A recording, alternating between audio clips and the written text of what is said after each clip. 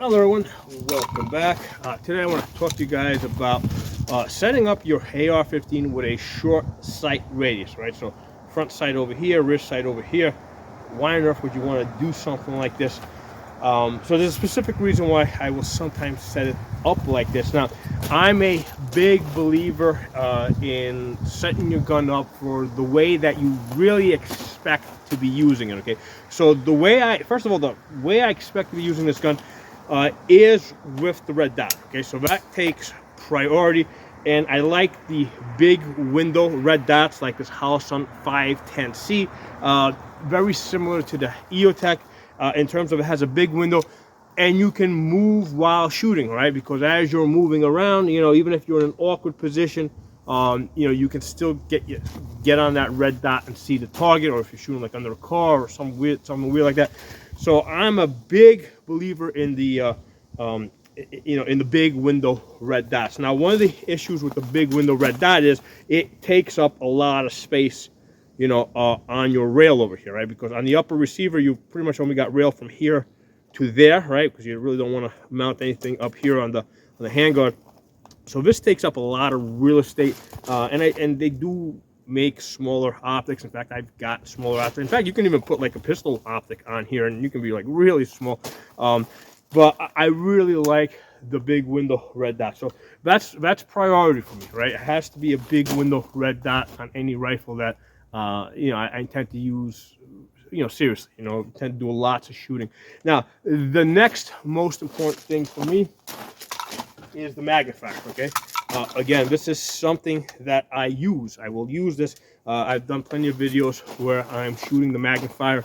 With the magnifier, I'm shooting this AR out to 500 yards and getting decent groups. So the magnifier is a very useful tool that I will actually be using.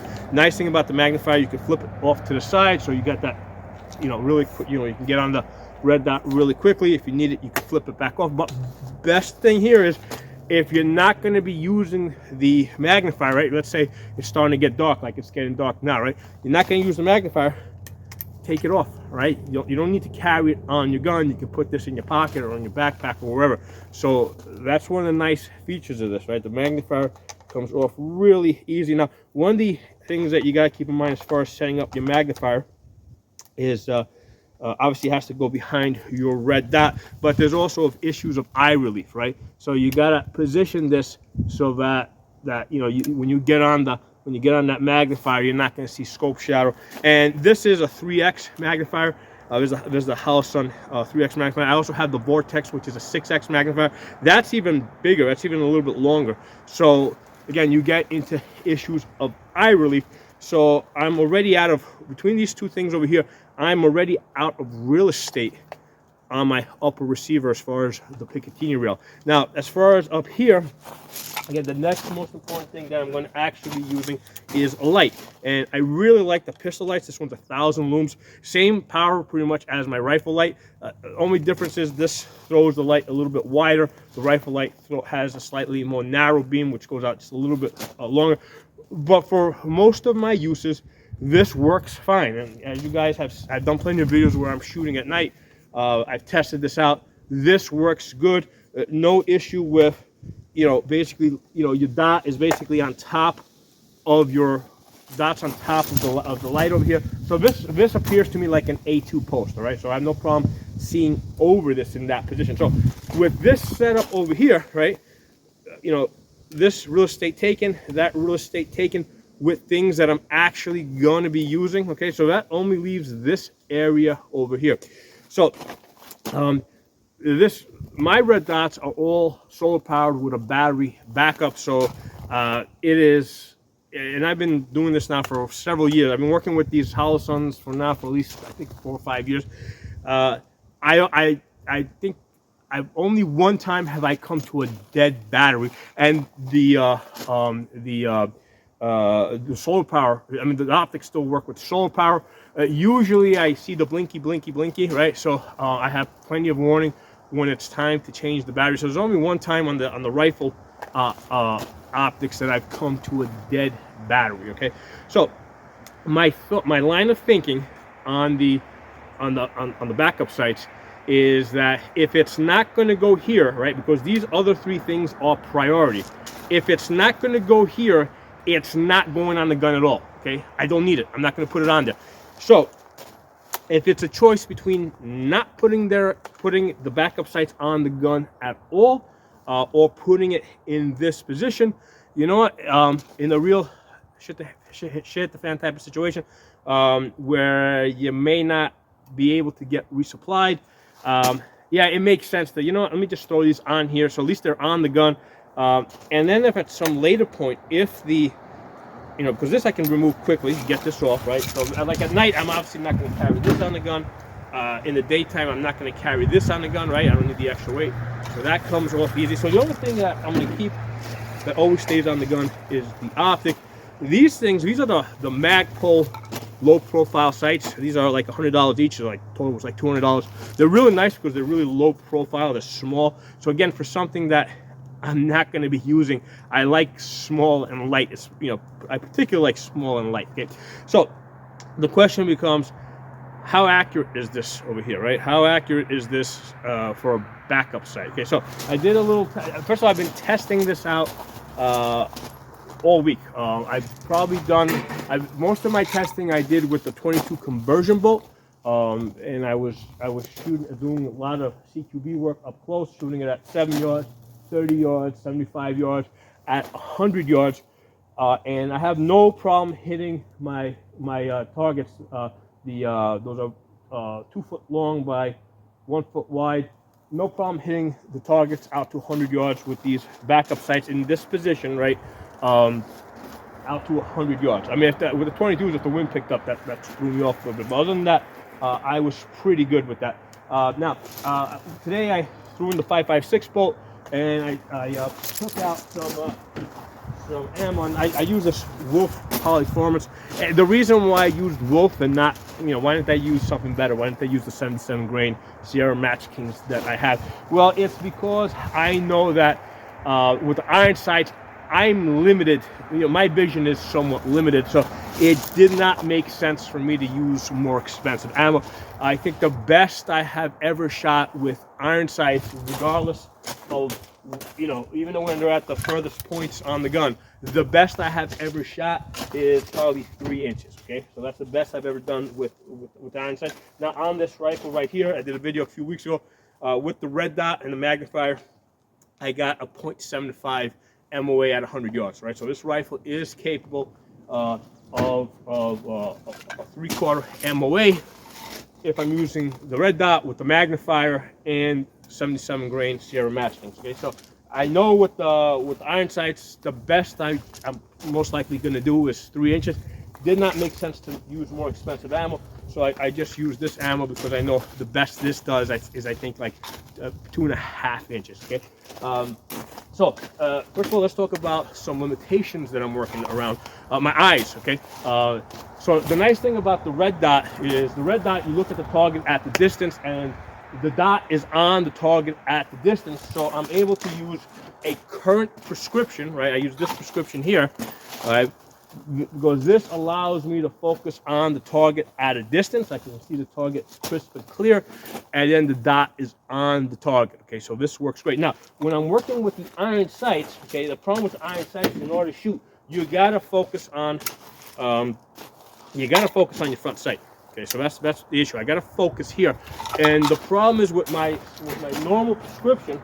Okay, I can see the targets at a distance clearly, but the front sight appears a little blurry to me. I can't get a crisp image. And listen, guys, I'm 50 years old. You know, I mean, as you get older, your eyes, you know, you start.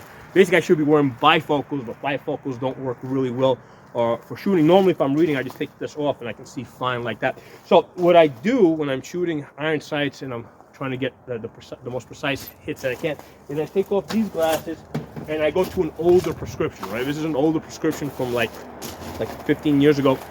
And with this prescription over here, the targets out there, I can see the targets, but they're a little bit blurry. But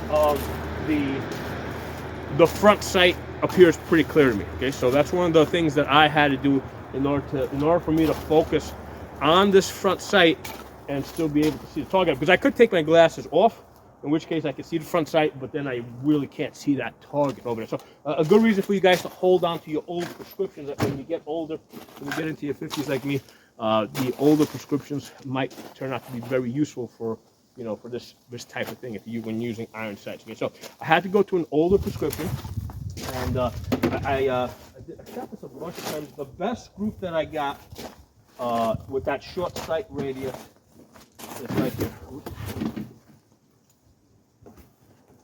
So the best group I got was basically one. We're looking at the squares, right? Not these, because initially I was off to the right and I had to adjust a little bit. So just the squares. 1, 2, 3, 4, 5 shot group. So the 4 shots over here are at 4.5 inches, and then with that one down there, I'm out to 6 inches at 100 yards. Okay, so that was the best group I was able to hit with that, with that short sight radius, 6 inches, and the best group I've ever gotten with the iron sights when they're at max distance is I think 3 inches, and that didn't happen too often. So most of the time I'd be hitting like closer to 4 inches. So you know, I think I've only lost about 2 inches. Okay, which I don't think is terrible. Okay, I shot this a bunch. Here's another group that I did with this group over here. Okay, this was a 4-shot group. Actually, I managed to get 3 shots really nice over here. I got a 3.5 inch group, but then I threw one all the way out there, which opened it up to almost 7 inches with that one flyer out there. The difficulty with using the iron sights, especially the bowstring, is when you're trying to. First of all, you got to match this up like this, so it can be a little bit difficult to find the perfect center. Okay, so you can be a little bit off in that, you know, so that's going to throw you off. So that's part of the difficulty that I was having with this. You know, and the other thing is, obviously, at this distance, I didn't even bother to put a bullseye, because at that distance, at 100 yards where I was shooting this, basically I'm using the whole paper as a bullseye, and I'm putting my front sight post. I'm trying to center it at the bottom of the paper, and so the front sight post, which is black, does blend in a little bit with the ground.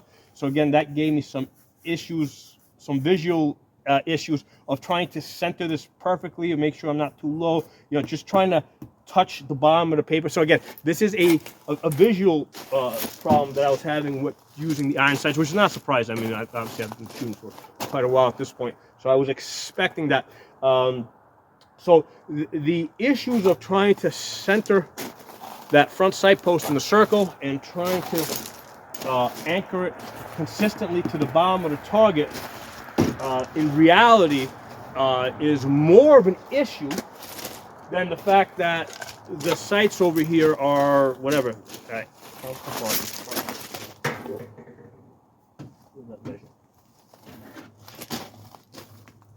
The fact that they're 7 inches apart, right? You know, I think that those other issues are much more of a bigger deal, I think, than the fact that I got 7 inches as opposed to the, let's say, the normal, you know, 16 inches that I would have, you know, if I was shooting iron sights. The best I've ever shot with iron sights on an AR-15 is 3 inches. Okay, so if I'm doing 6 inches today, okay, great. You know, I'm 3 inches. I'm doing 3 inches worse. Not a big deal on a man-sized target at 100 yards, and I maintain the ability to put the things on this gun that I would actually be using. Right, I can put the light on here. You know, that goes in really nice and fast over here. I can put the magnifier. So these are the things that I will actually, I really expect to be using, not the backup sights. Okay, so my other mindset is that, you know, another way to think about this is, if my life really depended on this, you know what, I got these Holosun 510Cs. They do have the quick attach, and if you take that on and you put it off, I mean, yeah, you might be like a little, like you might be a half MOA or 1 MOA off if you take it on and put it off. I mean, you don't lose. I mean, sometimes, right? Sometimes I put it on, it's like, it's almost exactly perfect. But sometimes when you take it on, put it off, usually it's pretty close. So my line of thinking is, if my life is really going to depend on this, if you're going to send me out into the woods for a couple of weeks and I don't have, the possibility of the gun failing, first of all, I'd want to have a second gun. But if that's not an option because of weight concerns, you know what? I'll take a second optic, right? Why not bring a second optic along, especially one that's quick attached like this? If this does go down for any reason, take this off, chuck it, take the next one out of your backpack, put it on. You're going to be within an inch at 100 yards, just like this. If you pre-zeroed it and you throw it on the gun, you're going to be within an inch at 100 yards, okay? And that will get you out of a messy situation, so you can maybe get back to base, and then you got a better opportunity to zero it in. But if I'm, like I said, my line of thinking is the backup sights are the thing that I'm least likely to be using. So if it's going to go on the gun at all, it's going to go where it is the most out of my way. And I'm not going to give up this piece of real estate here for the light, and I'm not going to give up this piece of real estate over here for the magnifier. Okay, and people have suggested why not move this a little bit further up, and this way you can put it in the back. The issue is, first of all, I like using the big window optics. So if you push this up, it ends up on the rail over here. That's one issue. The other thing is there's eye relief issues with the magnifier. It's got to be pretty close to your eye in order for it to work. Now, one of the things that I do lose out with the flip up sight up here is I cannot use the small aperture, right? Because if I flip up the small aperture on these Magpols, like this is meant to be up close to your eyes, right? You know, basically the old saying was nose to charging handle, even though I don't use that because of the optics that I use on this. But the way that these ghost rings would work is you would basically bring your eye pretty close to the aperture, so it would ghost out. Okay, so that was how it was designed to work. It's not going to ghost out over here, and in fact I cannot use the small aperture because I can't look through the hole. So I have to keep this at the big aperture even when I'm shooting at distance, and I don't have the ability to ghost it out because it's so far out. But again, it's a backup sight. This is for like an oh shit, things went really bad. So that's my line of thinking with the backup sights. If it's going to go on the gun at all, okay, it's going to go there, or it's not going to go on the gun at all. Right? I'm just going to take these off, maybe throw them in the backpack, and and maybe just bring along a second optic that will quickly go on there. But I don't, like I said, this is not the one and only way. Okay, this is just the line of thinking I have adopted as a person that shoots every day, and I used to have this mindset of, oh, you got to put everything on the gun for every possible situation. That was like 8 years ago. My mindset has shifted towards, no, stay as light as possible, put on the gun just what you need, and then if you need to put other stuff, then later on you'll worry about putting those other stuff on the gun. So it was that I got 6 inches with the 7-inch sight radius. I don't think that's terrible for a, oh shit, my optics stopped working. At least you'll get out of there. It'll give you, because you're not going to be doing offensive operations if your optic fails. You're not going to be on point, right? You're going to go, if anything, you're going to go to the rear. So for the way that things are most likely to work out, I think that's going to work fine as a backup. So, let me know what you guys think. Post your ideas below. If you're not a member of the channel, subscribe. I'll talk to you all soon.